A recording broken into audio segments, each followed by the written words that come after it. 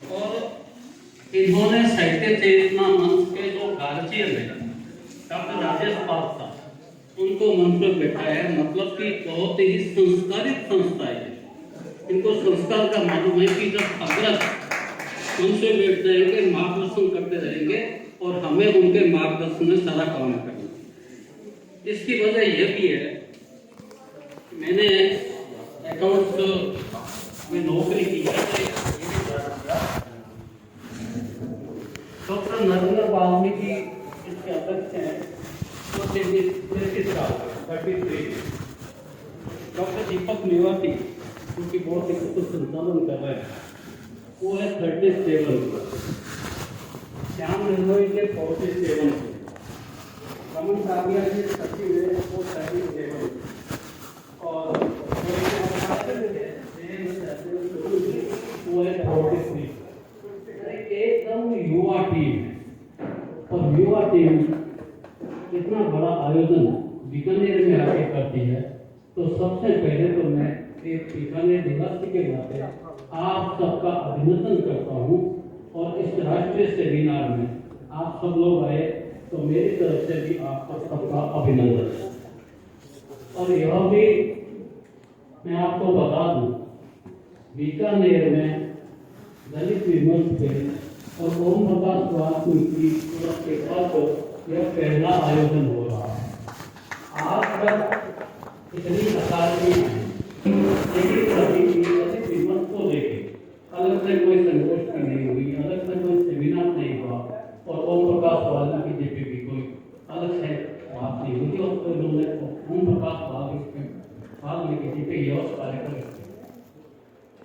बहुत बातें जो मैं सोच रहा था वो सारी कुछ कर दी। धन्यवाद साहब का बहुत ही विस्तार वाले था। मैंने देखा काफी नोट लेके आए थे, लेकिन समय के अभाव में कम कर पाए।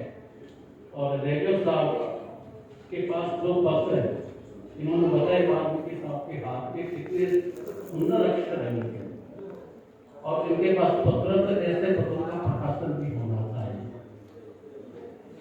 वाल्मीकि साहब से मैं रूबरू नहीं मिला। दया पवार का उपन्यास आत्मकथा अछूत तो 1971 में प्रकाशित हुई थी। वो जो पहली बार पढ़ा मैंने तो बहुत ही उद्वेलित हो गया था। मुझे लगा था कि किस तरीके से दलित समाज के साथ अन्याय होता है, अत्याचार होता है। और उसके बाद में बार बार इच्छा रही मुझे दलित साहित्य से पढ़ा था।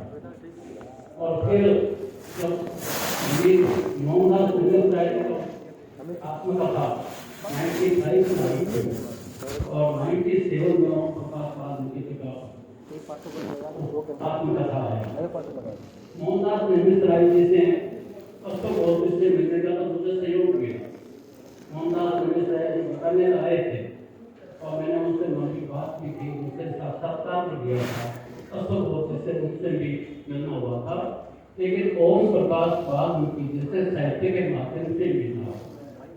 जैसे हम कह सकते हैं कि अम्बेडकर साहब से हम रूबरू नहीं मिले, लेकिन संविधान के माध्यम से वो भारत की आत्मा बनी हुई है और हम सब उनसे मिलते रहे हैं। वैसे ही ओम प्रकाश वाल्मीकि जी के साहित्य से मैं मिलता रहा। और दलित साहित्य को भी ये विमर्श होता रहा था कि साहित्य ये स्व अनुभूति के हिसाब से होना चाहिए या सहानुभूति के हिसाब से होना चाहिए। मतलब कि जो दलित लिखे वो ही साहित्य दलित साहित्य कहलाएगा, या जो गैर दलित लिखे वो भी दलित साहित्य कहलाएगा। इसके पर बहुत ज्यादा बहस हुई थी हिंदी साहित्य के अंदर भी। और मैं ये मान के करता हूँ, मेरी ये मान्यता भी है कि ओम प्रकाश वाल्मीकि जी पहले ऐसे दलित साहित्यकार हैं जिन्होंने ये साहित्य अलग से बने हैं। हिंदी साहित्य की प्रमुख विधाओं में दलित साहित्य शामिल है। क्योंकि अगर हंस पत्रिका देखें तो राजेंद्र यादव ने दलित साहित्य को केंद्र में रखकर बहुत कुछ लिखा है। और यह जो उपन्यास का नाम है झूठा, तो झूठा का नाम भी राजेंद्र यादव ने रखा। और ये भी देखिएगा, आज भी मैं काफी तो संदर्भ पहले से नोट कर रखे थे। मेरी बात आपने नाम दे दी, सरकार ने तो अपना कह लिए। मैं कुछ बात पता करना चाहता हूँ कि इनका टोटल का दूसरा भाग उनके देहावसान के पश्चात है, क्योंकि पहला भाग 2017 में हो गया था, वो मतलब नया फिर आपको भी समाज सवर्ण समाज इस तरीके से को स्वीकार नहीं कर पाता है। अंग्रेजी अनुवाद प्रकाशित और बाद में 2018 के हम लोग हिमाचल विश्वविद्यालय में उसको तो लोगों ने विरोध किया कि इस अंश को निकाला जाए,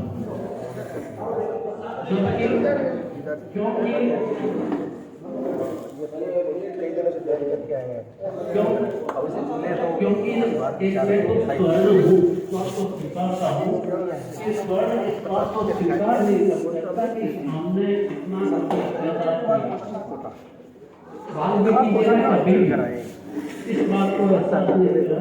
वाल्मीकि जी का आत्मकथा पढ़ते हुए लगता है कि उनके ऐसे मित्र भी थे जिनमें कोई भेदभाव नहीं, उन्होंने स्वीकार किया, उनका नाम तक लिया। वो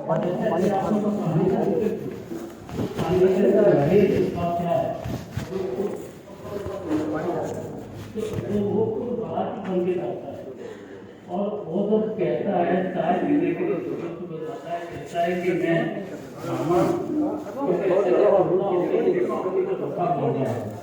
तो एक मनोविज्ञान तो इस तरीके से की जाती है। हिंदी साहित्य में दलित साहित्य को स्वीकार करने में बहुत परेशान है। इसके लिए भी हम बात कि उसमें सिर्फ जो है केवल तथ्य को देखिए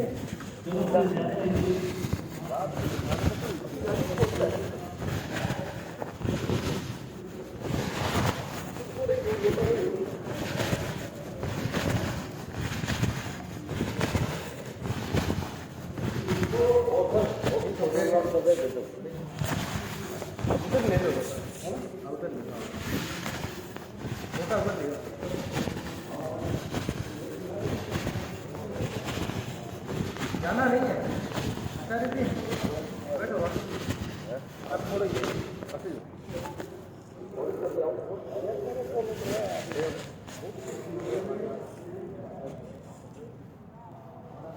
साहित्य का पहले ही बाकी जगह रहता ना हमारे साहित्य के इतने होते लेकिन साहित्य